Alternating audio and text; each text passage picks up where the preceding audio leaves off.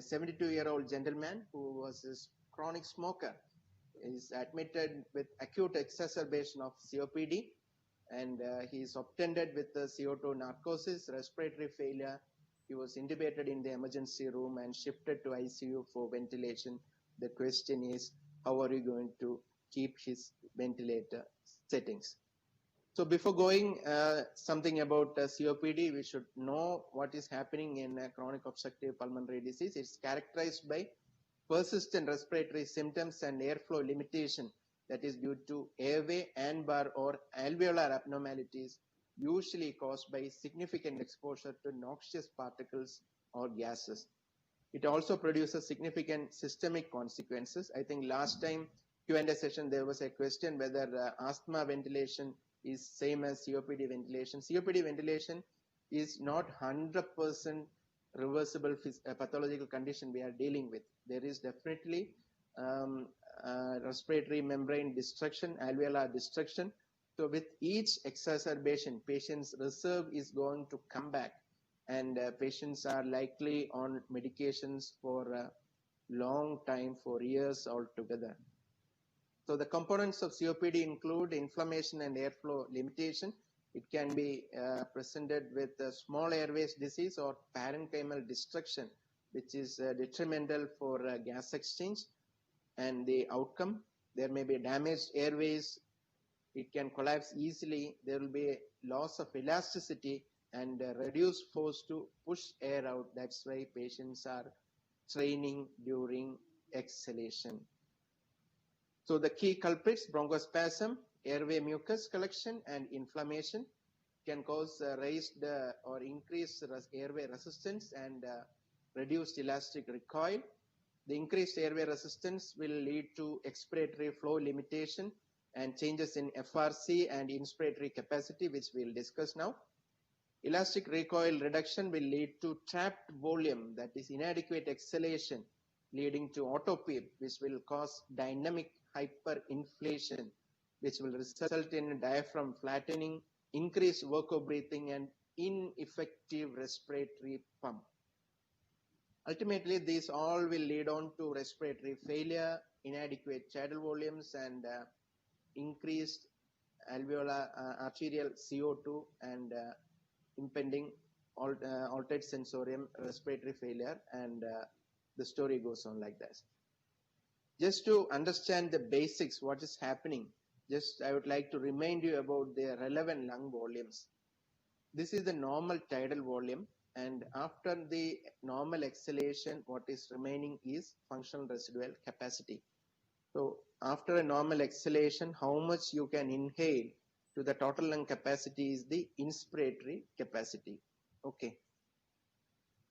So what happens with the continuous or persistent airflow expiratory airflow limitation is, you can see the airflow limitation happening. The FRC gradually goes up with years of this pathology, and it almost touches the base of the exhalation.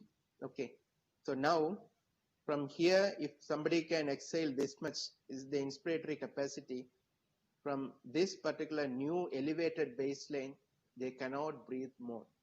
To understand how it feels, you can take a deep breath, hold, and then try to take another breath over it. You'll realize how difficult it is. That's what these unfortunate people are suffering throughout the latter half or later decades of their life. Okay. And when the FRC is increased, actually the diaphragmatic dynamics, mechanics are lost. The curvature is flattened, so there is not much of allowance to contract or reduce the curvature further. So that is the problem with the persistent auto PEEP formation and the destruction of the respiratory units. It all will lead to inefficient breathing, raised CO2, which will lead to raised respiratory drive, and patient will be agitated and restless. Auto PEEP I have explained in the last session as well. We'll see how this auto PEEP works in a COPD patient. So first one I'm showing is a normal patient without any inadequate exhalation. At the end of expiration, the alveolar pressure comes back to atmospheric pressure. Airway pressure is also 0, which is in continuity with the atmosphere, and the pleural pressure is also 0. So there is no airflow happening at the end of expiration. I request all the residents and the junior friends to listen to this part very carefully. Then you will have a better insight into COPD ventilation. So what happens during inspiration, when the inspiratory muscles contract, develop pleural pressure of maybe -5, the alveolar pressure becomes -5, which is much less than the airway pressure or the atmospheric pressure. So there is a gradient from 0 to -5, and there is gas flow in the inspiratory flow happens. Okay, there is not much of extra effort. Fine. Now, imagine a situation where there is air trapping, and due to this air trapping, it develops an auto PEEP of 10 centimeters of water. This is for your understanding. So when the alveolar pressure is 10, okay, some of it is being transmitted to the pleural pressure, maybe 30% of it. You can take it as +3. This happens at the end of exhalation. Okay, so at the mouth opening pressure, atmospheric pressure is 0. Here it is 10. There is no airflow happening because of the collapse of the airway. Okay, now active inspiration starts. Now, what happens is when the active inspiration starts, the pleural pressure goes negative from +3 to 0, and up to -13 it has to go to make the alveolar pressure -3. Okay. So only when this much effort is exerted, there is a gradient developing between the ambient pressure and the alveolar pressure. Unless the alveolar pressure is less than the ambient pressure, inspiratory flow doesn't happen. So this is the change in work you see when there is an auto PEEP. When there is an auto PEEP developing, the patient will have to exert major work of breathing to inhale or to have inspiratory flow happening. Now imagine a case. This is a COPD patient. He has got auto PEEP. Now you are going to ventilate him, and you are going to apply PEEP, external PEEP, onto his breathing circuit. That means now he is breathing from a different atmosphere where the baseline pressure itself is 10 centimeters of water. So at the end of expiration, the baseline pressure is 10, the alveolar pressure is +10 like here. There is no gas flow happening. Fine. And when the inspiratory effort starts, say pleural pressure of -3, this alveolar pressure drops by 3. From 10 it becomes 7. Now there is a gradient. Okay, from 10 to 7 there is a gradient, and inspiratory flow will happen with much minimal work of breathing. That is the advantage you are giving by applying the external PEEP. In physiological condition or normal conditions, you have seen COPD patients pursing their lips. This is basically to create a positive end expiratory pressure so that the inspiratory flow starts with a lesser amount of work of breathing. Otherwise, they'll tire out and go in for respiratory failure. This is another diagram to understand that. Here we can see the alveolar pressure as +8, the pleural pressure is also +8, and the ambient pressure is 0, or the atmospheric pressure, and there is an airway collapse preventing the release of remaining part of alveolar gas into the atmosphere. This happens at the end of expiration.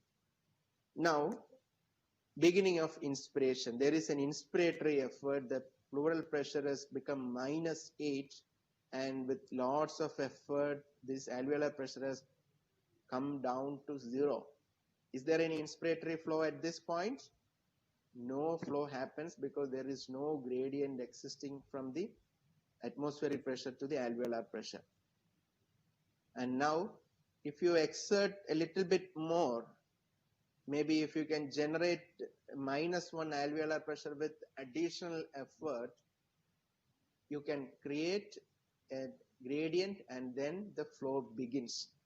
So to begin the inspiratory flow itself, it requires a significant amount of work of breathing in case of auto PEEP development. Now I'm going to apply a +6 PEEP, extrinsic PEEP to this system. You can see at the end of expiration, the alveolar pressure is 8. The outside pressure is +6. That is the end expiratory pressure is +6. Because of the alveolar, the airway collapse, there is no gas flow occurring. Now, beginning of inspiration with the minimal effort, -2 pleural pressure, +8 becomes +6. And now there is a gradient from +6 to, up to +6, there is no gradient and no inspiratory flow happens. And little bit more effort, it becomes +8 becomes +5. Now there is a gradient and then flow begins. So you don't need to have that much huge effort to begin the inspiratory flow when you have an extrinsic PEEP applied. Now the question is whether the PEEP is going to be helpful or counterproductive. You have all learned that application of PEEP will keep the airways open because of the positive end expiratory pressure. Does it happen like this? Will it obstruct the exhalation? For that concept, you can see this waterfall principle. In the previous example, the alveolar pressure was +10, critical pressure may be around +6, and the airway pressure of 0. And this is the waterfall happening. Now the application of PEEP will gradually elevate this baseline from 0 to +1, +2, +3, up to +6, up to something less than +6. This waterfall flow will keep on continuing. That means application of extrinsic PEEP less than the critical pressure is not going to affect the emptying at all. Instead, on the other hand, actually, once this baseline is elevated, it helps the work of breathing for your next inspiratory effort. So in nutshell, when you diagnose possibility of auto PEEP or intrinsic PEEP, you should apply external PEEP around 50 to 80% of the intrinsic PEEP so that the inspiratory flow, work of breathing will be significantly reduced.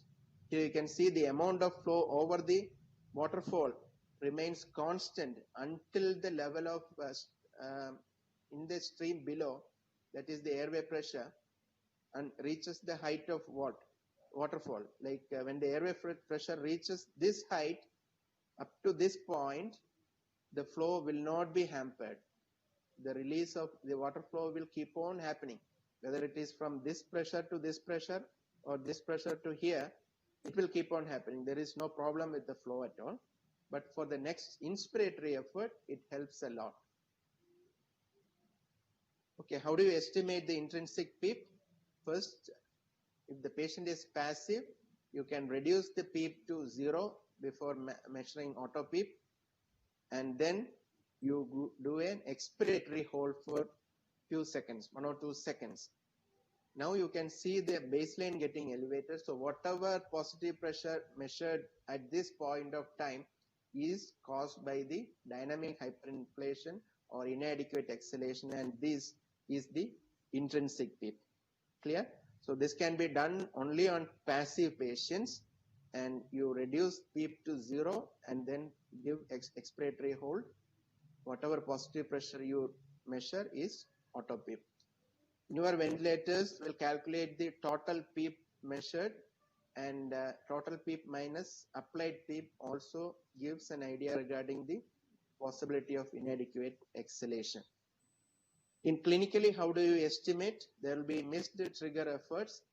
So clinically, you can just rely on unexplained tachycardia, hypotension, or clinical observation of active expiration or wheezes that continue to the onset of inspiration.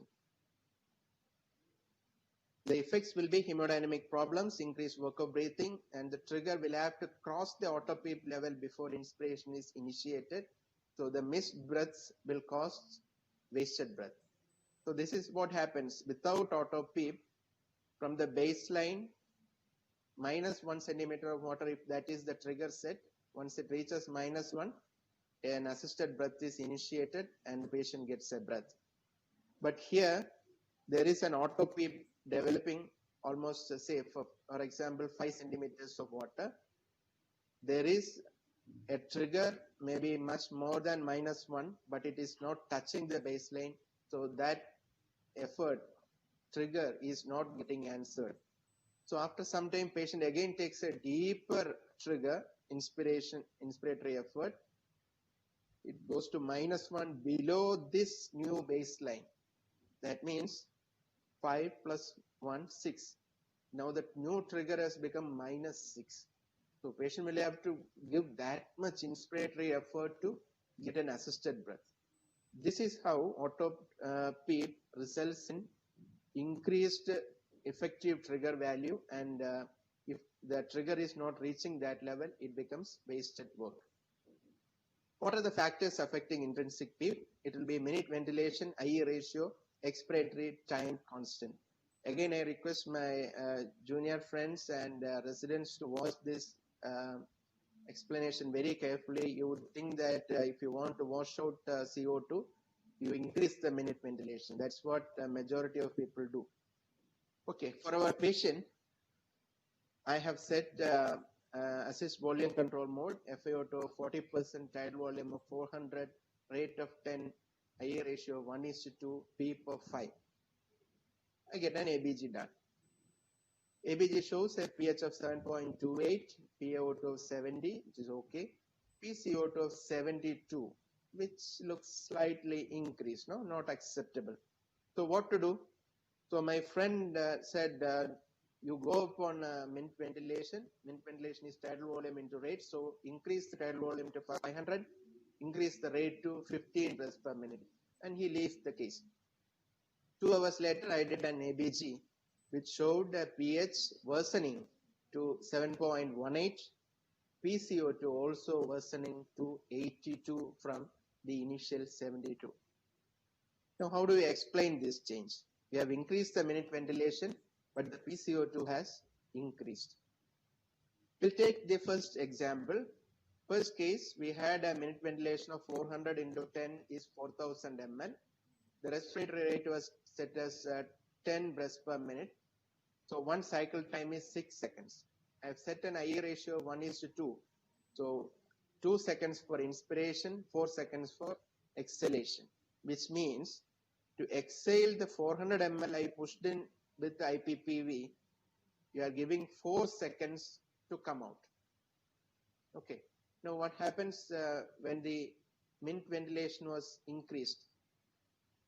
Now in the second case, the minute ventilation is 500 into 15, that is 7.5 liters. The respiratory rate now is 15. So one cycle time is 60 by 50 is 4 seconds. 1:2 IE ratio, that means inspiratory time of 1.33 seconds and expiratory time of 2.66 seconds. So what's the change? In a nutshell, we are giving 2.66 seconds for the pushed in 500 ml to come out. Initially, we were giving 4 seconds for 400 ml to come out.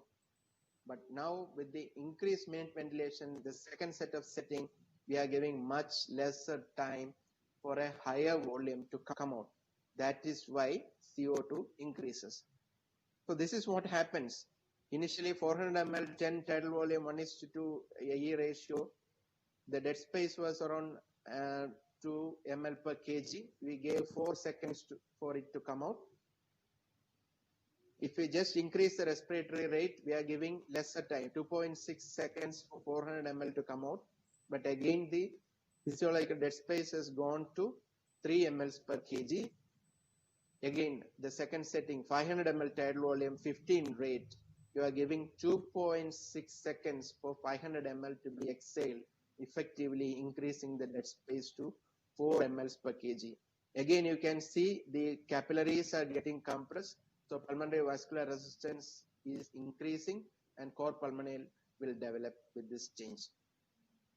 There is another example where I set again on volume control mode, FiO2 40%, tidal volume 420 ml, respiratory rate 15 breaths per minute, and I kept more expiratory time 1:3 and PEEP of 5. The peak pressure goes to 43. Again, I read on the monitor, the compliance is 50 ml per centimeters of water. Resistance is 30 centimeters of water per liter per second. Yesterday, I have mentioned regarding time constant. For adequate exhalation, you give at least 3 time constant duration for exhalation. Let's see whether our settings are okay with that concept. Here I have set a rate of 15 breaths per minute. That means one breath cycle is 4 seconds. I ratio 1:3 means expiratory time is 3 seconds. Now we'll see the time constant. We need 3 times the time constant at least as expiratory time. How do you get the time constant? Resistance into compliance.